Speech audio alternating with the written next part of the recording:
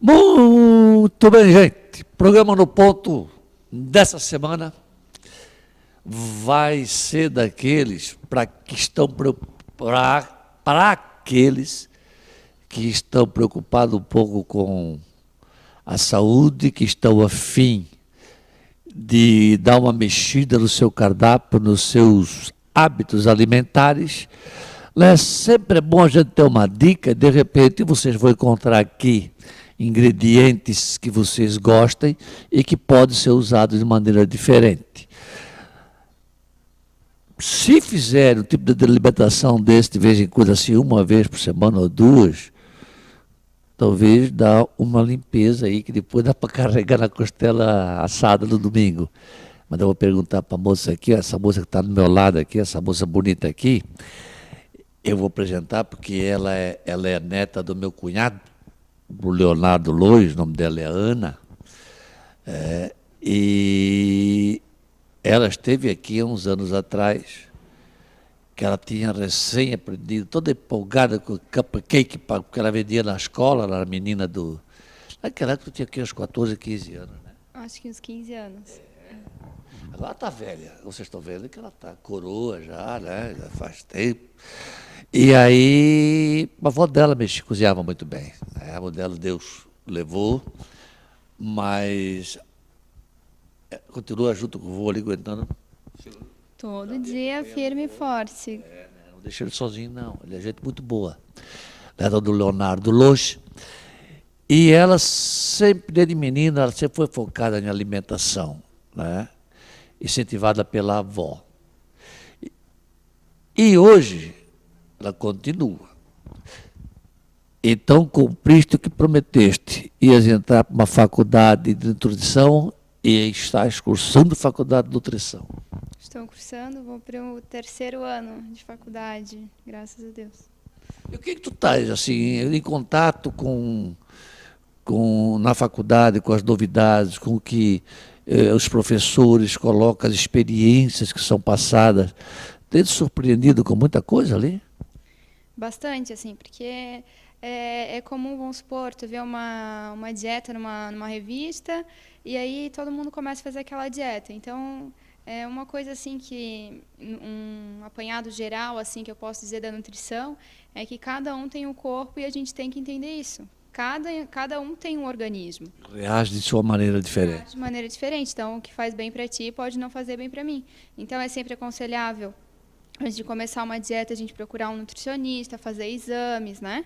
E não adianta a gente fazer uma dieta, vamos supor, com restrição alimentar. Por exemplo, agora está na moda o frango com batata doce. Então, eu só vou comer frango com batata doce.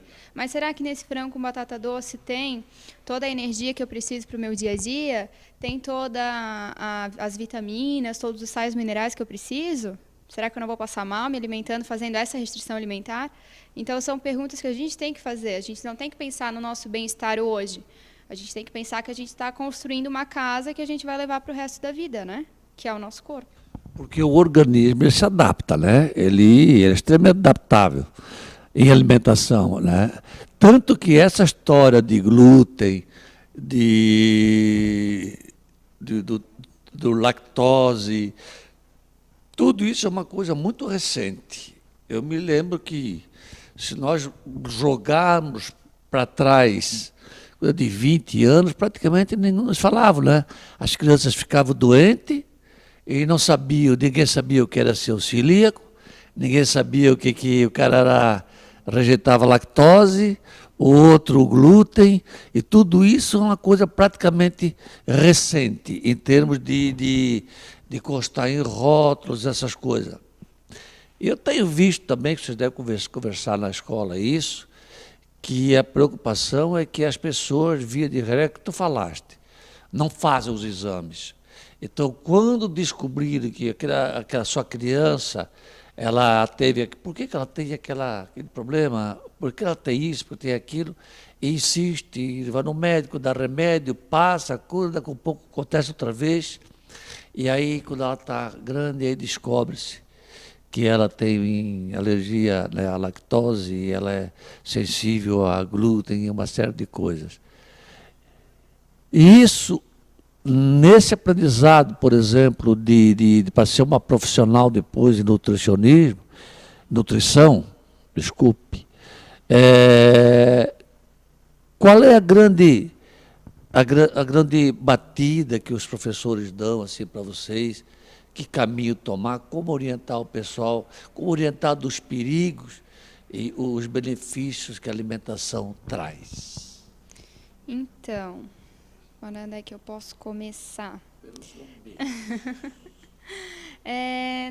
Primeiramente, a gente sempre tem que conhecer o paciente. Eu acho que, independente de qual seja a tua profissão, se é um educador físico, se é um endócrino, o que for, a gente sempre tem que ter uma conversa com o paciente, saber do dia a dia dele, principalmente na nutrição, a gente faz alguns recordatórios para saber, não a alimentação do dia, não é mais assim da semana, e a gente sempre, o nutricionista em si não pode fazer a prescrição nem de remédios, nem muitos exames, né?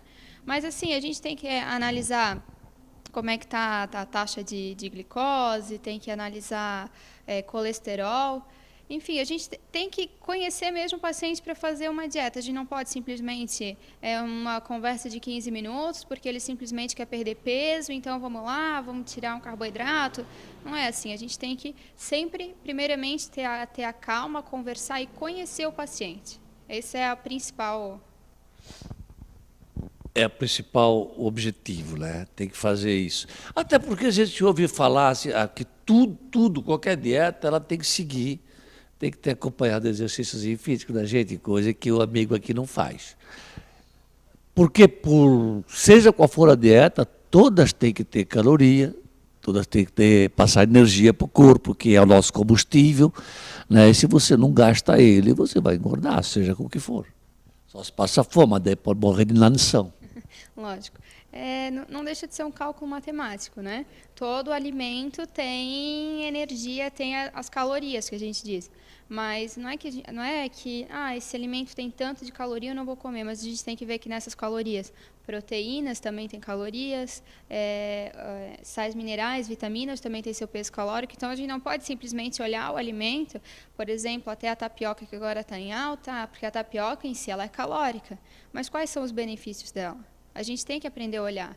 Então, hoje em dia, a nutrição, alguns professores meus já enfocaram bastante nisso, que a gente tem que parar de fazer uma dieta somente olhando pela caloria. A gente tem que olhar também quais são os macros e os micronutrientes que fazem parte dessa dieta, que isso também é importante. A gente tem que aprender a alimentar o nosso organismo e não apenas o corpo em si, né? Porque eu quero ficar magra, alguma coisa assim, então... Tchau, caloria, não é bem por aí, né? Porque não é só questão de peso, é uma questão do bem-estar, né? Você pode estar contente com o seu corpo, mais cheinho, menos cheinho. Eu acho que isso aí também é a estética. O importante é o bem-estar. É aquela história, hoje, e muito de quem tem cabelos brancos que nem eu também, né? Mas as pessoas, conforme a idade, quando jantam à noite, nós não temos o hábito de jantar à noite, como no almoço. O nosso hábito aqui é café com pão. Se nós quisermos adotar o hábito do paulista, que ele está acostumado a comer feijão com arroz à noite e com carne antes de dormir, nós vamos passar mal, nós não vamos sentir mal. E você tem certeza que muitos de vocês, quando vão numa festa à noite e comem carne, principalmente carne vermelha, vocês trubucham na cama, não é verdade? Perde o sono. Aí tu fala da tapioca. A tapioca, ela é uma fécula, né? Isso. Que é a fécula de mandioca. Isso. Ou seja, é o pó da farinha de mandioca. Isso mesmo. Acertei? Acertou. Então, tá. O pai dela é nordestino, e o pai dela lida com esses alimentos do norte e nordeste. Ele traz para São Paulo, ele mora em São Paulo, então ele traz para São Paulo e lá ele vende para os nordestinos. O povo chinês, isso eu já contei para vocês aqui, né? E eu fui saber que a China, o governo proibiu a plantação de aipim ou mandioca, como queiram. Porque ele diz que é um alimento que não traz benefício algum, não tem valor energético para as pessoas, então seria desperdiçar a terra para um alimento que meramente ele tem uma função industrial, que usa a fécula para tantas coisas, né, na indústria também. Isso, nós aqui, os teus professores, pactuam com essa ideia, não? Não, porque a mandioca em si, ela é uma fonte de fibras, ela é um alimento hoje que, vamos supor, os celíacos não vivem sem, porque ela é livre de glúten, né, que a gente diz, ela não tem a enzima gliadina, que é o que faz a inflamação no estômago. E ela é fonte também de ferro, vitaminas, ela é um alimento assim bem completo. Maizena também é uma fécula, é a mesma coisa. A mesma coisa. Só que a maizena também vem do milho. E maizena e tapioca é a mesma coisa? Não, é diferente. Festa na granulação, porque vem da mesma mandioca, não vem? Ou é o modo de fazer, é torrado, não é torrado? A maizena vem do milho? A maizena vem do milho? Sim, a tapioca vem da mandioca, desculpa, eu já estou ficando doido. Ela vem do milho, claro. Por isso que o nome é maizena. Maíz é milho em castelhano. Não é uma marca, não. Maizena é o amido de milho. Então chama-se maizena. Maizena é a marca. Não, é de maíz é milho. Não, sei que se tornou uma marca, gente. É, mas é amido de milho em castelhano, chama-se maizena, que tornou-se uma marca de alguém. Entendeu? Criou a marca e ficou para nós maizena é maizena. Se tu for procurar amido de milho no país latino, não vai encontrar. Agora eu quero a maizena, vou saber o que é. Porque não pela marca, e sim pela língua. Né? Então tá.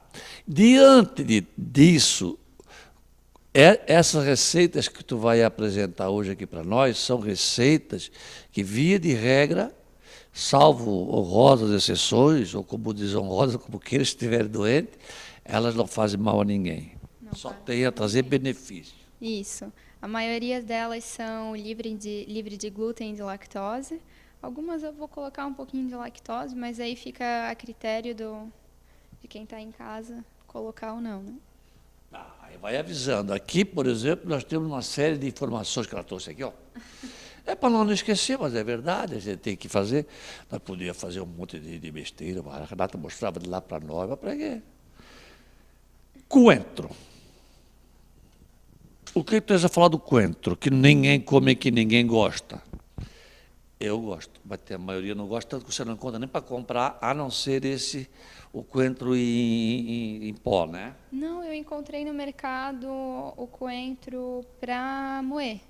Para moer tem, eu digo, mas de folha é raro, já teve, já vi, mas é... Mas eu sou sincera em falar que o coentro em folha eu não consigo nem sentir o cheiro.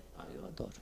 Agora o coentro, esse moidinho, para mim, já quando começa a evaporar o cheiro, é maravilhoso. Eu nunca cozinhei com cheiro, com coentro em pó, não, eu vou experimentar. Fica legal, é? Fica uma delícia. Não tem o gosto tão forte como a folha? Não, é bem diferente. Tanto é que a primeira vez que eu tive contato com o coentro in natura, eu não sabia que era coentro. Não, nem pelo cheiro. Ele é parecido com a salsinha, quem não conhece bem. Só que o sabor, o cheiro dele é forte. Eu achei um cheiro, não sei, amargo, talvez. É isso aí. Não. O cheiro não tem sabor, mas parece que aquele desgraçado é amargo mesmo. Mas eu aprendi a gostar lá no Espírito Santo. O cara botou um punhadão naquela minha moqueca, eu disse que eu não vou comer. A hora que eu comi não. Quanto ao controle de glicemia, colesterol e produção de radicais livres. Combatem salmonelas. Salmonela é que todo mundo conhece, que é sempre na maionese. Na verdade, não é só na maionese, não. Ele pode existir. Explica um pouquinho para mim de salmonela. É verdade, porque até eu, às vezes, fico desconhecendo. Ele vem da terra ou vem do produto, do ovo? Vou falar que o ovo que é mais conhecido. Então, a salmonela, ela está no ovo. Tanto é que a gente sempre indica fazer antes. Nunca se lava o ovo, vamos esperar. Cheguei em casa, lavo o ovo e guardo na geladeira, não. Por quê? Porque ao redor da casca do ovo se tem uma proteção. Então, o certo de lavar o ovo é na hora de fazer a cocção, né? Mas a gente também pode encontrar a salmonela no frango, pode encontrar a salmonela em vários alimentos que fiquem expostos, que não estejam sobre a refrigeração, né? Então, ou ela tem que ficar... Agora Uma bactéria. Uma bactéria. Agora me pegasse que eu não lembro a temperatura da salmonela. Mas ou ela tem que estar sempre refrigerada, ou senão ela tem que estar acima de 60, 70 graus, provavelmente. É quase perto da fervura, né? Que mata. Ainda bem que a minha professora de microbiologia não é de Brusque, ela não vai assistir esse programa. Mas agora tu vai chegar lá e vai perguntar direitinho, porque é uma informação importante. Então, a tapioca, então, ela tem... Deixa eu falar para vocês que ela não tem gliadina. Você vai dizer, o que é isso? Gliadina é um dos componentes que ela já explicou que causa inflamação no organismo. E ela não deixa crescer a barriga? Porque tapioca. Não, não é que ela não deixa crescer a barriga, é porque essa gliadina, que é uma proteína presente no glúten, é o que faz dar esse inchaço abdominal. Tanto então, quando uma pessoa se sente inchada, de repente ela analisar se ela comeu o glúten, então ela pode se sentir assim. É um dos sinais. Depende de cada um, porque não é só um inchaço. Vamos supor, eu não sou celíaca, né? Mas eu já fiz a experiência assim, ó. No café da manhã, comer uma fatia de pão branco. Se tu come, ou até um macarrão, por exemplo. Se tu come um macarrão branco de meio-dia, tu se sente bem inchado. Agora, se tu já come um arroz integral, por exemplo, ou um arroz branco, já é diferente. Por quê? Porque não tem o glúten e não te deixa com aquela sensação, parece que o teu estômago está aqui em cima, aquela coisa inchada. Eu sinto direto isso. Mas isso não é necessariamente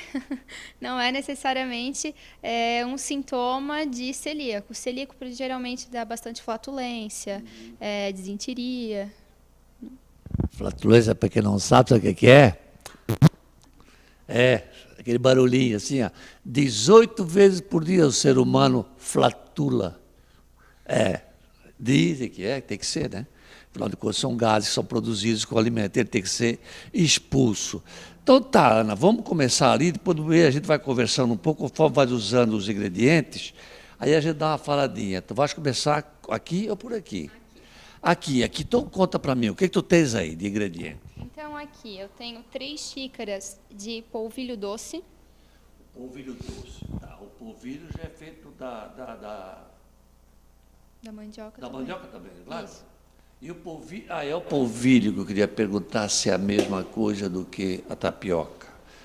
Porque os dois são feitos da mandioca também. Né? Então, o polvilho doce, no caso, o que eu vou fazer não deixa de ser um biscoitinho de tapioca. Por quê?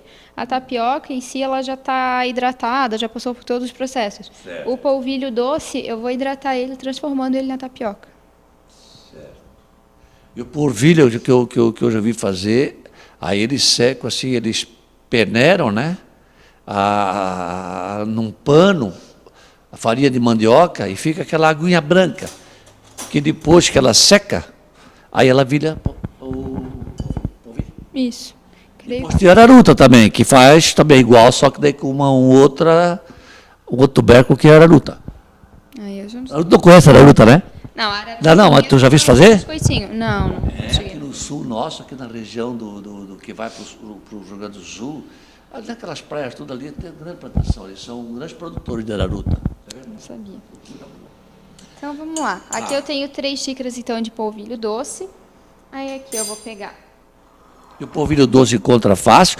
Eu chegar assim só escrito polvilho, tem que prestar atenção, porque tem 2 tipos. Porque tem diferença do polvilho. A gente tem o polvilho doce e o polvilho azedo. Não sabia também. Para mim, polvilho, você vai lá no mercado comprar polvilho, vai lá e pá. Não, por exemplo, o pão de queijo, a gente usa o polvilho doce e o polvilho azedo. O polvilho azedo, ele é mais granuladinho, e o polvilho doce, ele é assim, mais... Eu não sabia. Eu não sei fazer doce, essas coisas. Então, mas não sabia, não. Então, vamos lá. Esse é o polvilho doce, então. Doce, isso.